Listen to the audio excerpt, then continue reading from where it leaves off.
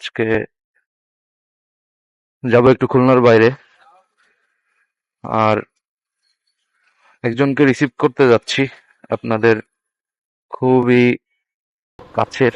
Call দিয়ে বের হইতে বলি, আদারওয়াইজ লেট হয়ে যাবে যেহেতু সন্ধ্যা।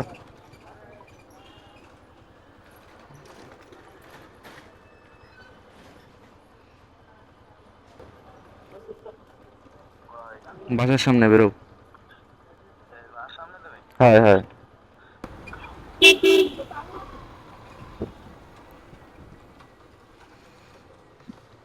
স্ট্যান্ড অরিয়ন আহমেদ, কি খবর? DJI DJI. বিজিআই। ইয়েস। তুমি তো আমার ব্লগের ভিতরে ঢুকে গেছো ভাইয়া। ব্লগ চলে নাকি? ইয়েস।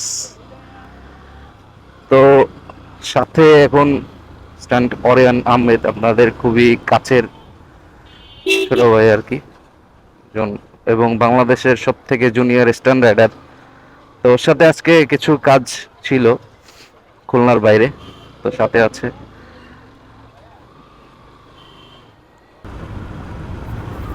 ওরিয়নকে রিসিভ করার পরে চলে আসলাম রূপসা ব্রিজে। তো আসলে আজকে যাচ্ছিলাম ফকিরহাটের একটু আগে নওপাড়ায়, একটু কাজ ছিল আমার, শোরুমের কিছু পেন্ডিং কাজ ছিল, আর অরিয়নের ওদিকে কিছু কাজ ছিল, যার কারণে যাচ্ছিলাম রূপসা ব্রিজ ক্রস করে। এই যে টোলে চলে আসলাম, টোলে এসে টোল দিয়ে তারপরে যাবো ফকিরহাটের উদ্দেশ্যে।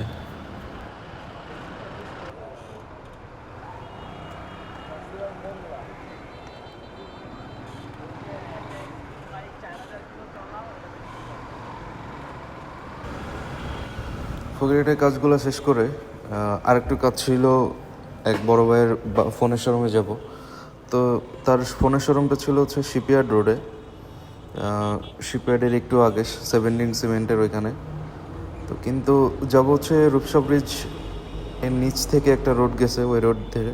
বাট রোডের যে অবস্থা, কিছু দূর গিয়ে আপনারাই দেখতে পারবেন যে রোডের অবস্থা এত বেহাল ছিল, মানে রূপসা ব্রিজের নিচের সাইডটাতে ওই পর্যন্ত অল্প একটু জায়গাটা যে পরিমাণ ভাঙাচোরা প্লাস পানি, ভিডিওতে দেখতে পারবেন। কিছু কিছু জায়গায় লিটারেলি হাঁটু পর্যন্ত পানি, মানে বাইকের হাফ, প্রায় সাইলেন্সার পর্যন্ত পানি উঠে গেছিলো, আমার পা ভিজে গেছিলো কিছু কিছু জায়গায়, মানে এত পরিমাণ পানি। তো এই রোডগুলো কেন ঠিক করে না আমি জানি না। আর এইখান থেকে চলাফেরা কীভাবে মানুষ কীভাবে করতেছে, বাইক নিয়েও তো আমি আল্লাহ করতেছিলাম কখন পড়ে না যাই। তারপরেও কাজ ছিল যে জন্য যাইতে হবে, নাহলে আদারওয়াইজ আমার সিটি থেকে ঘুরে যাইতে হবে। আর এইখান থেকে একটা বাই রোড আছে, সেটা আমি চিনি না, যার কারণে আমার এইখান থেকেই যাইতে হয়েছে, কিছু করার নাই।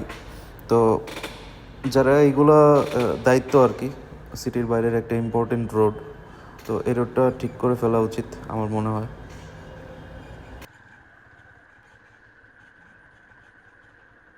রোডের যে বেহাল অবস্থা, আপ করে ফেলাইছে এই রোডে এসে।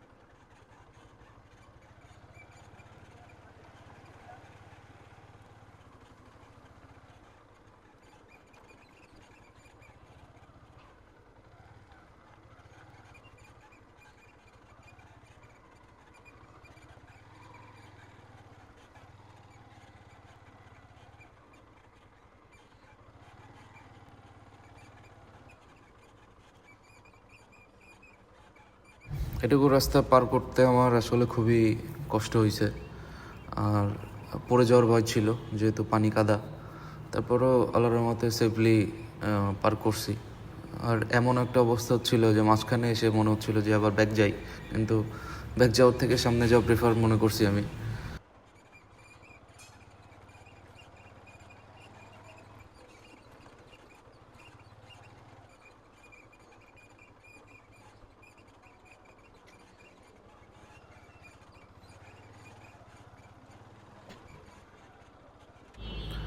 শিপইয়ার্ডে যাওয়ার রোডটাতে আরও অনেকটুকু ক্লিপ ছিল, তারপরে ওইটা আমি আপলোড করি নাই, ভিডিওটা অনেক বড় হয়ে যাচ্ছিল।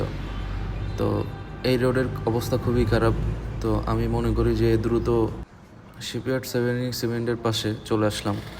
এটা হচ্ছে আমার এক বড় ভাইয়ের মোবাইল শোরুম। তো ওনার কাছে একটা ফোন নেওয়ার কথা ছিল, সেই জন্য আসছিলাম। তো আজকের ভিডিও এই পর্যন্তই। সবাইকে ধন্যবাদ।